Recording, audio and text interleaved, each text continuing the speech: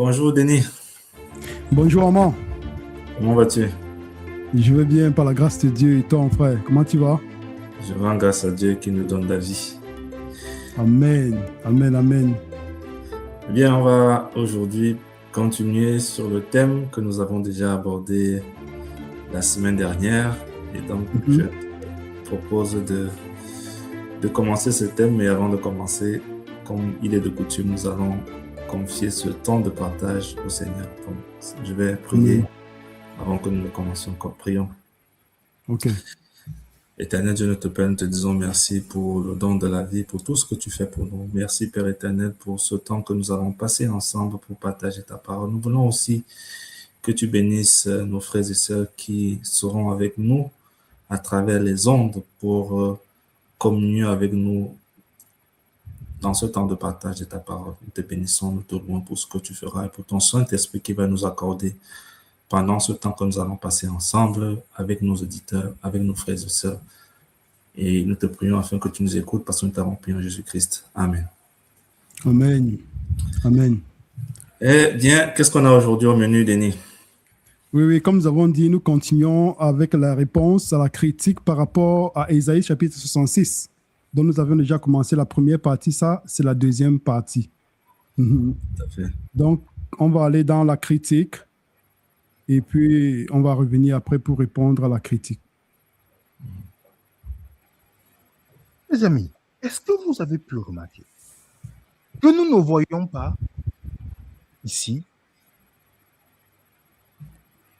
ainsi, le soir et le matin, et le soir et le jour, ça fait le 7e jour. Est-ce que vous voyez qu'on ne voit pas ça ici, les amis? Les Juifs appellent souvent le sabbat le jour indéterminé, parce qu'ils ne connaissent ni le soir ni le matin.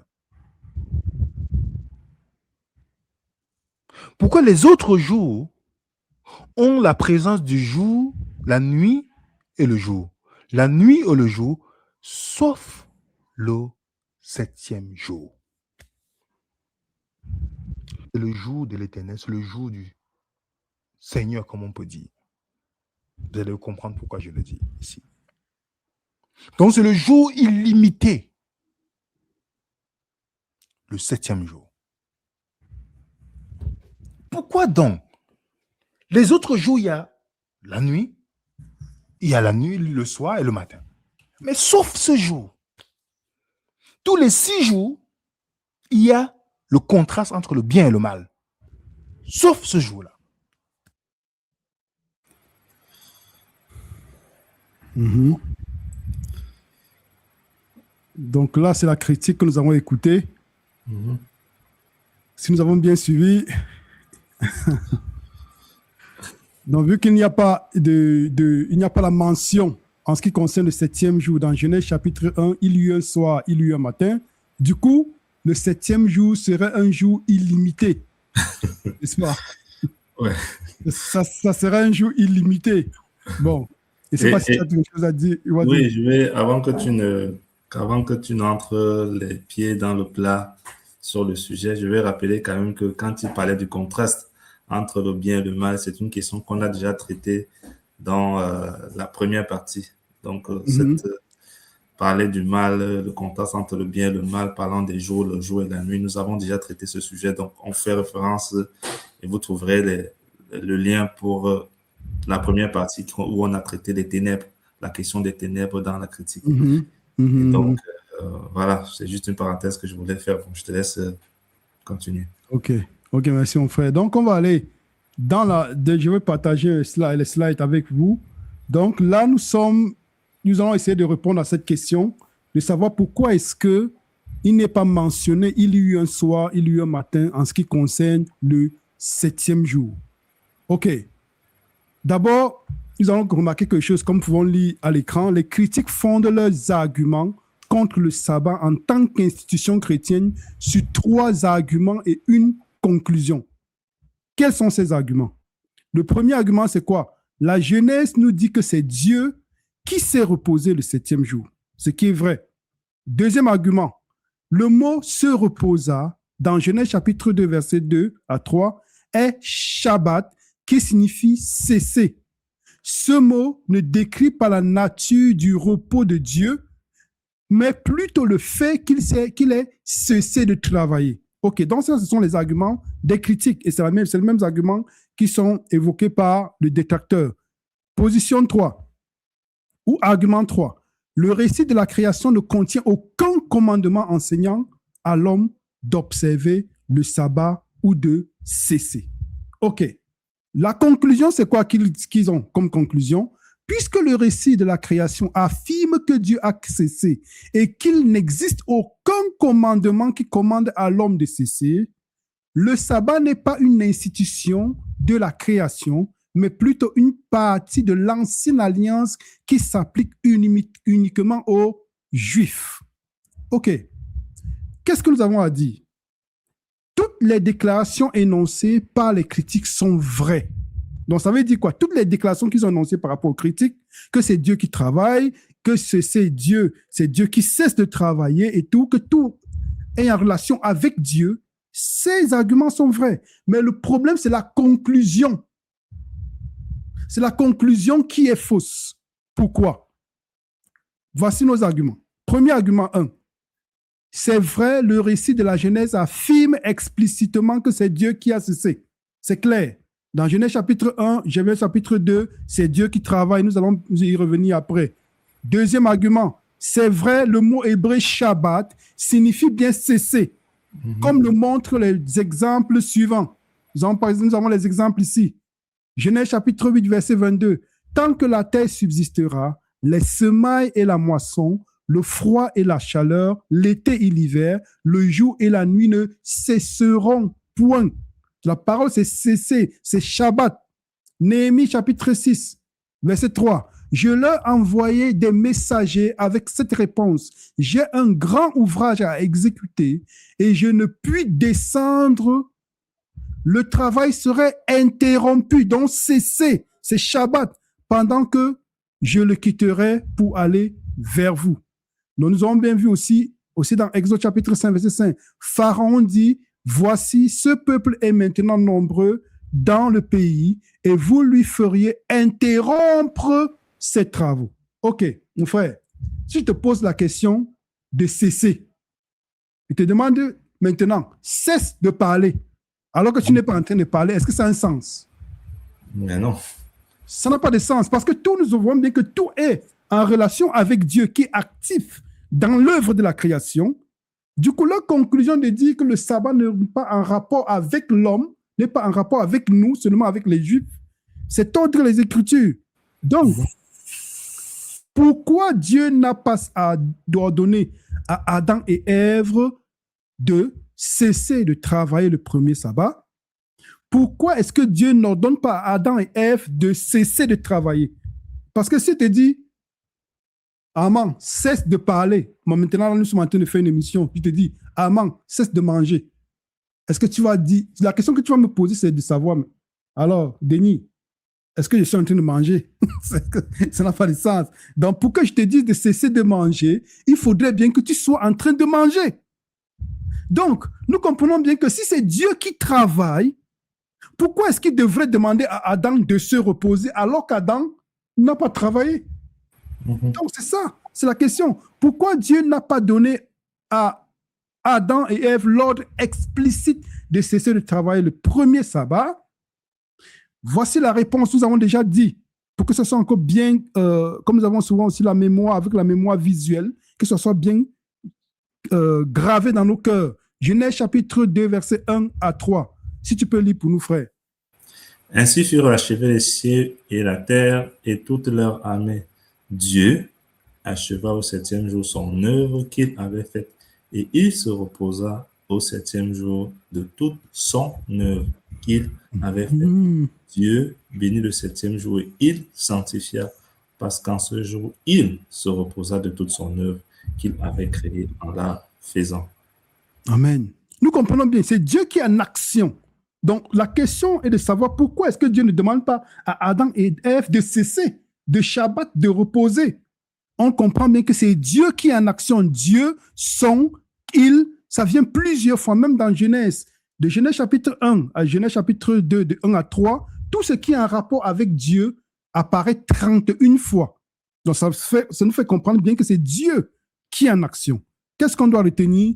Les 6 premiers jours et le 7e jour de la création concernent l'action de Dieu. Le mot Dieu apparaît 31 fois dans le chapitre 1 de Genèse, et Genèse chapitre 2, verset 2 à 3 souligne à 10 reprises que c'est Dieu qui travailla 6 jours et se reposa le 7e jour. Donc ça, c'est d'abord, pourquoi est-ce qu'on ne demande pas à Adam et Ève un ordre explicite pour le premier sabbat? Voilà la première réponse, c'est Dieu qui est en action. Parce que le commandement même dit bien, tu travailleras 6 jours, le 7e jour, tu te reposeras. Ça n'aurait pas eu un sens que Dieu demande à Adam et Ève, reposez-vous. Alors qu'Adam et Ève n'ont pas travaillé. Au contraire, Dieu leur a montré l'exemple, comment faire le jour du sabbat, afin que les sabbats suivants, ils puissent répéter ce qu'ils ont appris pendant le premier sabbat. Amen. Donc, Amen. Donc, lisons un peu, toujours par rapport à la réponse à la question, pourquoi Dieu ne demande pas à Adam et Ève de se reposer? Frère, lisons un peu, est-ce que tu peux lire pour nous Genèse chapitre 2, verset 3 et Exode chapitre 20, verset 11. Et il est écrit, Dieu bénit le 7e jour et le sanctifia, parce que ce jour, il se reposa de toute son œuvre qu'il avait créée et achevée. Exode 2, verset 11, Dieu se reposa et sanctifia le sabbat, car en 6 jours l'Éternel a fait les cieux, la terre, la mer et tout ce qui s'y trouve, et il s'est reposé le 7e jour. C'est pourquoi l'Éternel sabbat et le sanctifia. Amen.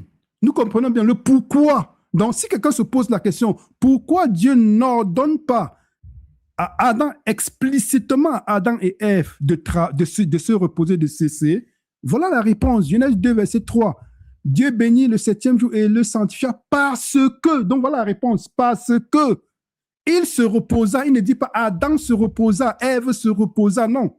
Et Exode chapitre 20, verset 11. Et il s'est reposé le 7e jour, c'est pourquoi l'Éternel bénit le sabbat, le jour du sabbat et le sanctifia. Donc, normalement, le commandement dit, nous devons sanctifier le jour du sabbat. Mais en anglais, c'est plus clair. Quand on dit keep it holy, ça veut dire garde le saint. Déjà, le sabbat n'avait pas encore été béni et sanctifié tant que Dieu ne s'est pas reposé dans le sabbat, parce que c'est un espace-temps. C'est un espace-temps qu'il a mis à part, il a sanctifié pour que ce temps-là soit béni éternellement. Vu que c'est Dieu qui sanctifie le jour, parce que c'est la présence de Dieu dans le temps qui sanctifie le temps. Comment est-ce qu'il aurait demandé à Adam et Ève sanctifier le sabbat, alors que lui-même, il n'est pas d'abord resté dans ce jour pour le sanctifier? Ça n'a aucun sens. Un peu comme dans Exode chapitre 3, nous voyons comment est-ce qu'il demande à Moïse de retirer ses sandales parce que le lieu où il est saint. Qu'est-ce qui rendait ce lieu saint? C'est la présence de Dieu. Mais est-ce que si on va maintenant là où Moïse a rencontré Dieu, est-ce qu'on doit aller s'agenouiller là-bas parce que c'est un endroit saint? Non. Non. Nous comprenons bien que, donc, et il s'est reposé le 7e jour. C'est pourquoi l'Éternel bénit le jour du sabbat et le sanctifia. Pourquoi? Parce qu'il s'est reposé en ce jour. Donc, il fallait que Dieu, comme il dit, Jésus qui va dire, le sabbat a été fait pour l'homme. Donc, il fallait qu'il fasse le sabbat et puis qu'il donne à l'homme comme cadeau et dit, OK, maintenant, tu peux le sanctifier. Donc, tu peux le keep it holy. Donc, tu peux maintenant entrer dans ce repos et le sanctifier en vivant une vie de sanctification. Et maintenant, la question, comment Adam et Ève auraient-ils pu cesser de travailler s'ils n'avaient pas travaillé? Nous comprenons bien que c'est la question que nous avons posée au début. Ça n'a aucun sens. Pourquoi n'apparaît-il pas la notion « il y a eu un soir, il y a eu un matin » Ça, c'est une autre, tu joues dans la même critique. Donc, il n'y a pas eu un soir, il y a eu un matin. Du coup, qu'est-ce que le détracteur a dit? Le détracteur a dit que c'est une journée sans fin. C'est une journée sans fin. Voilà, c'est un jour sans fin. Mais est-ce que ça a un sens de façon logique?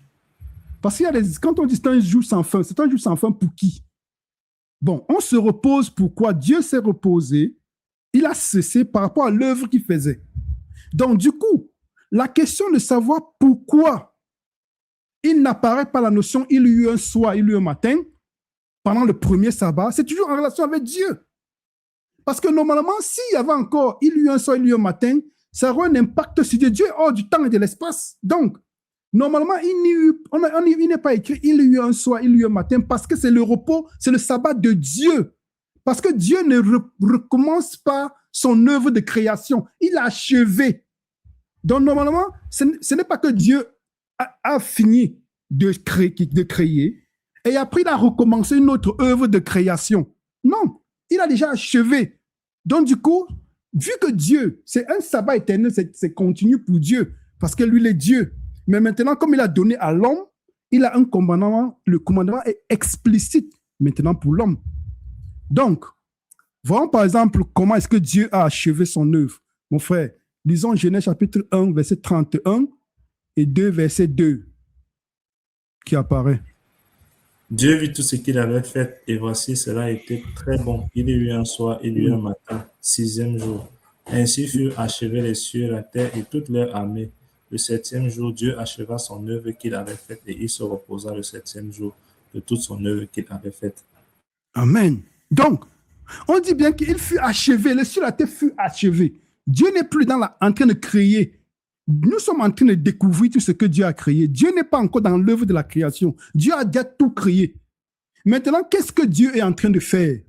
Il est maintenant dans l'œuvre de la restauration. Parce qu'il y a des personnes qui vont citer Jean chapitre 5, ils vont dire, Jésus-Christ a dit, mon Père et moi, nous travaillons jusqu'à aujourd'hui. Non, le travail n'est pas en relation avec le fait que Dieu dit encore que la lumière soit. Non, la lumière est déjà. Donc, Dieu a fini son œuvre de création. Maintenant, ce que Jésus-Christ fait, quand il guérit l'aveugle, il guérit le paralytique, il est en train de restaurer l'homme selon le plan initial que Dieu avait voulu. Donc, l'œuvre que Jésus fait, ce n'est pas une œuvre de création, mais de recréation, de restauration. Parce que Dieu a déjà créé. Donc, pourquoi est-ce que Dieu, comme nous avons dit, pourquoi est-ce que il n'y a pas de notion, il y a eu un soir, il y a eu un matin? Dieu n'a pas entamé un nouveau cycle de 6 jours, car son œuvre était achevée. À ce jour, Dieu n'a pas entamé un nouveau cycle de 6 jours. Il continue donc de cesser son œuvre de création. Parce que, comprenons bien que le sabbat commémore la création. Il dit bien, tu travailleras 6 jours et tu te reposeras le 7e jour. Pourquoi? Parce que Dieu, en 6 jours, créa le ciel et la terre et se reposa le 7e. Donc, ça commémore la création. Non seulement la création, mais la rédemption. Donc, vu que l'œuvre de création est terminée, il n'a pas besoin de revenir encore. Il y a eu un soir, il y a eu un matin, il y a eu un soir, un matin, comme s'il était toujours en train de continuer de travailler. Non, ça n'a aucun sens. Il faut juste rappeler qu'effectivement, à chaque fois qu'il terminait son œuvre de création, depuis le premier jour, c'était sanctionné par la phrase « Il y eut un soir, il y a eu un matin », ce fut le premier jour.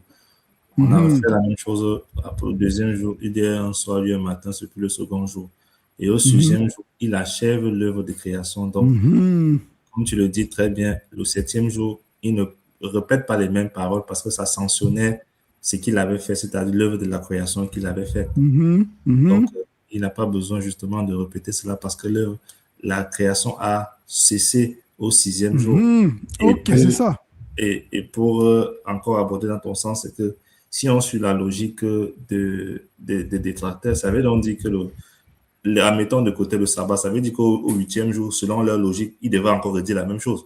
Puisqu'ils veulent à chaque fois qu'on précise qu'il y a eu un soir au matin. Donc, ça veut dire que le 8e jour était aussi un jour sans fin. Ça n'a aucun sens. Ça n'a aucun sens. Aucun sens. Oui, ça n'a aucun sens. Ça n'a aucun sens. C'est ça, mon frère. C'est ça. Donc, et puis maintenant, on continue toujours dans les arguments. On a remarqué que l'adjectif est toujours là. C'est même pour un enfant de la CIL, de l'élémentaire. Il sait compter 1, 2, 3, 4, 5. Il connaît aussi les adjectifs numéros. Premier, deuxième, troisième, quatrième. C'est bien clair, c'est écrit. On utilise un adjectif numéral pour qualifier le 7e jour, tout comme pour les 6 premiers jours. On dit bien le 7e jour. Donc, ça veut dire quoi? Si on dit le 7e, ça veut dire qu'il y a un premier, deuxième, troisième, quatrième. Et depuis le premier, deuxième, troisième, quatrième jour, on sait ce que c'est qu'un jour. Donc, la définition du jour, c'est il y a eu un soir, il y a eu un matin, c'est le premier. Il y a eu un soir, il y a eu un matin, le deuxième. Il y a eu un soir au matin. Donc, quand on arrive au 6e jour, le lecteur sait déjà de quoi c'est qu'un jour. Oui. On sait déjà c'est qu'un jour. Oui. Donc, je ne vois pas pourquoi est-ce qu'au 7e jour, on va changer alors qu'au premier, deuxième jour, on savait comment était formé le jour. Le jour. Voilà. Du matin. C'est clair. Donc, comme tu as dit là, c'est clair. Il a répété déjà 6 fois pour les 6 premiers jours. C'est clair. Donc, ça veut dire quoi? Même si quelqu'un se... Tout le monde a compris. Donc, ça veut dire quoi? Le jour, c'est quoi? Il se retourne et dit, en premier, si je veux comprendre ce que c'est que le jour, alors c'est une succession de 24 heures, de 24, c'est tout. Donc, il a compris. Ce sont des cycles de soleil sur lui-même. De matin. Voilà. Et puis, le soleil se lève et se couche le 7e jour, comme tous les autres jours. Le jour comporte un matin et un soir, comme nous avons dit, déterminé par le lever et le coucher du soleil. Alors même dans Lévitique chapitre 23, nous allons aller ensemble dans Marc d'abord. Marc chapitre 1. Voyons comment est-ce que, avec Jésus-Christ, si le sabbat est le même que celui de la création, parce que Jésus-Christ vient nous montrer ce que c'est que le sabbat. Donc, lisons un peu Marc chapitre 1, lisons les versets 21, 22, 29, 30 à 32. Écrit, il se rendit à Capernaum et le jour du sabbat, Jésus entra d'abord dans la synagogue et il enseigna. Il était frappé de sa doctrine car il enseignait comme ayant autorité et non pas comme les scribes. Verset 29. En sortant de la synagogue, il se rendit avec Jacques et Jean à la maison de Simon et d'André. La belle-mère de Simon était couchée ayant la fièvre et aussitôt on parla d'elle à Jésus. S'étant approché, il la fit lever en lui prenant la main. Et à l'instant, la fièvre la quitta. Puis elle les servit. Le soir, verset 32, on lui amena tous les malades et les démoniaques. On voit bien ici que le sabbat est constitué de il y a un soir, il y a un matin. C'est le même sabbat. Donc, regardons bien, on dit, il se rendit à Capernaum et le jour du sabbat, Jésus entra dans la synagogue. Quelqu'un va se poser la question, ok, le jour du sabbat, c'était comment? C'était déterminé ou indéterminé, comme le détracteur le dit. Maintenant, quand il va au verset 32, il dit bien, le soir, après le coucher du soleil, on lui amena tous les malades et les démoniaques. Donc, le jour du sabbat et au coucher du soleil. Donc, nous comprenons bien que le jour du sabbat, au temps de Jésus, est constitué de un soir et un matin. Et c'est d'autant plus pertinent que si on part du principe que le sabbat, le 7e jour, sera un jour éternel sans fin, alors le texte d'Exode chapitre 20, le verset 11 qu'on a lu précédemment n'a aucun sens parce qu'il dit tu travailleras 6 jours le 7e jour. Voilà. C'est qu'on serait toujours le sabbat depuis le premier sabbat en quelque sorte. Et encore même que si on revient dans Exode chapitre 16, on voit que Dieu a déjà donné le sabbat là-bas. Comment est-ce qu'il redonne le sabbat? Puisque si on suit la logique voudrait que le jour où on arrive au 6e jour, qu'on arrive au sabbat, on reste dans le sabbat jusqu'à l'éternité. Oui, donc, ça veut dire qu'on ne travaille même pas. Oui, on ne travaille plus puisque le sabbat, selon lui, n'a un jour sans fin. Je suis sûr que tu disais ces termes. Dans Exode chapitre 16, déjà, il est question de garder le 7e jour, le sabbat. Mais comment se fait-il qu'ils se seraient entrés dans le sabbat là-bas et que le sabbat soit éternel et qu'on reparle encore du sabbat dans les autres chapitres? Ça n'aurait aucun sens. Donc, depuis, on serait déjà entré le sabbat, on serait toujours dans le sabbat. Et on ne parlerait même pas du sabbat dans Marc. Oui, c'est clair. Et ça veut dire même, comme tu dis là, dans Exode chapitre 20, Dieu n'aurait pas besoin de dire encore d'observer le sabbat alors que c'est un jour éternel. Ça n'a aucun sens. Ça ne tient pas du tout la route. Donc, voilà, on comprend bien que Jésus-Christ, au temps de Jésus, il entre à la synagogue le jour du sabbat. Et après, ce même jour du sabbat, après, quand il entre dans la synagogue, qu'est-ce qu'il fait? Il enseigne. Ça veut dire que les gens, ils ont une communion fraternelle. Comme maintenant, il y a des personnes qui vont dire, non, le jour du sabbat, vous ne devez pas aller dans la communauté, vous devez, parce que voilà, Jésus, qu'est-ce qu'il va dans la communauté? Il a une vie communautaire parce que nous sommes les êtres sociaux. On peut dire ça, non? Voilà, nous sommes les êtres sociaux. Nous avons été créés comme ça parce que si nous ne sommes pas sociaux, nous pourrons même mourir de dépression. Ou Dieu sait de quoi nous sommes faits. Donc, il dit qu'allez avoir la communion fraternelle. Voilà, Jésus, qu'est-ce qu'est la communion fraternelle? Il enseigne.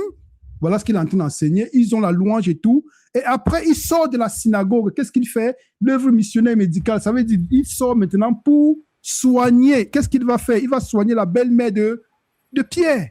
Ne maintenez pas visiter les malades, ce qu'on fait, doit faire le jour du sabbat, visiter, faire ceci et propager l'évangile.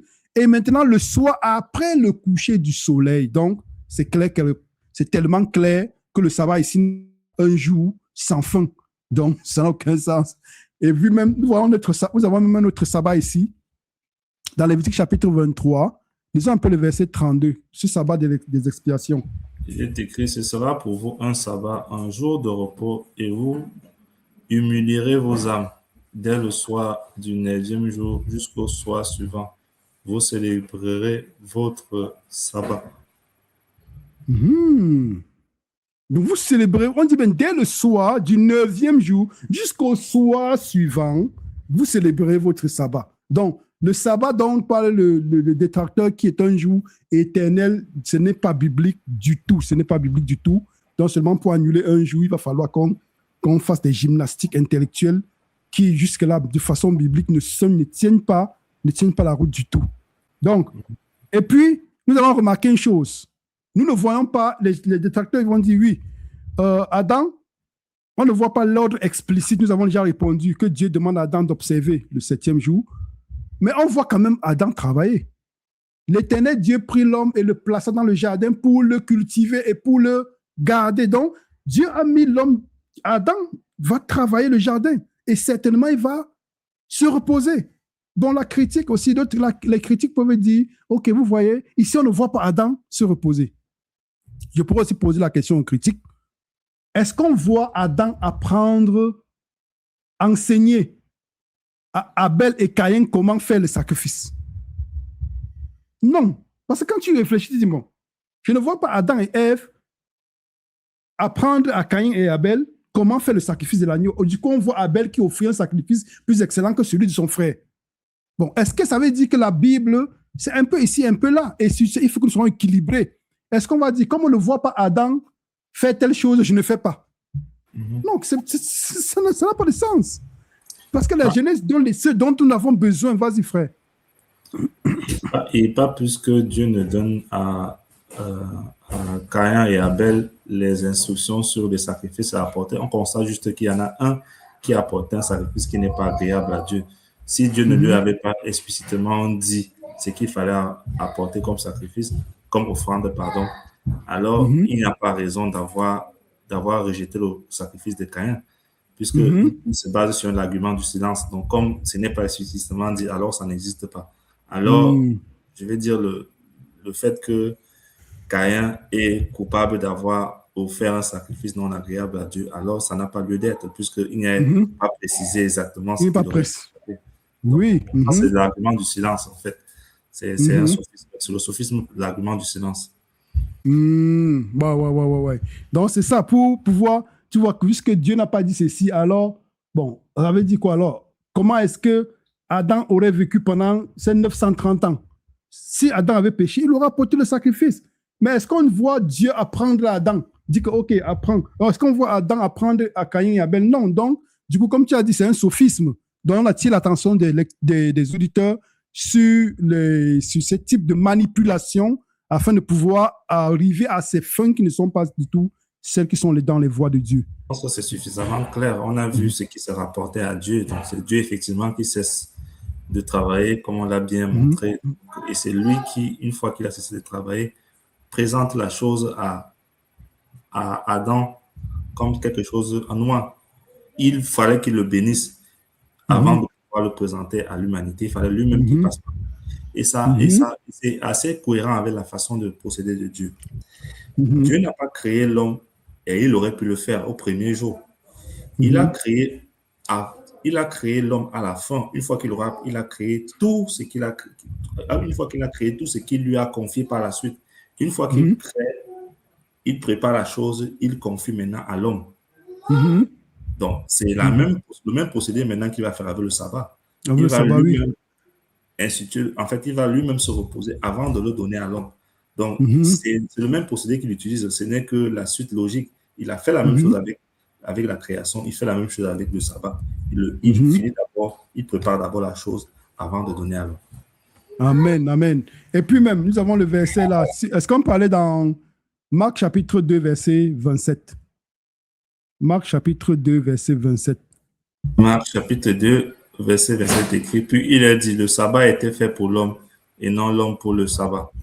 Mhm. Le sabbat a été fait pour l'homme et non l'homme pour le sabbat. Le sabbat a été fait pour l'homme. Je me pose la question, est-ce que Adam est l'homme, est un homme? Parce que quand on dit le sabbat a été fait pour l'homme, quand est-ce que le sabbat a été fait? À la création. Quand il dit pour l'homme, pourquoi on dit que le sabbat n'a pas été fait pour Adam? Il faudrait bien qu'Adam ne soit pas un homme. Donc le sabbat a été fait comme un cadeau et puis maintenant donné à l'homme, ça a été fait pour l'homme. Et le premier homme qui existe sur la terre, c'est Adam. Donc quand le sabbat a été fait, il a été donné comme un présent, comme un cadeau à Adam. Et pas, c'est pas été fait pour le juif, mais pour l'homme. C'est ce qui est écrit dans la parole de Dieu. Tout à fait. Et le commandement d'Exode chapitre 20, verset 11 fait encore référence, Exode chapitre 20, verset 8 à 11 fait encore référence, n'est-ce pas, nous ramène à la Genèse, là où ça a été.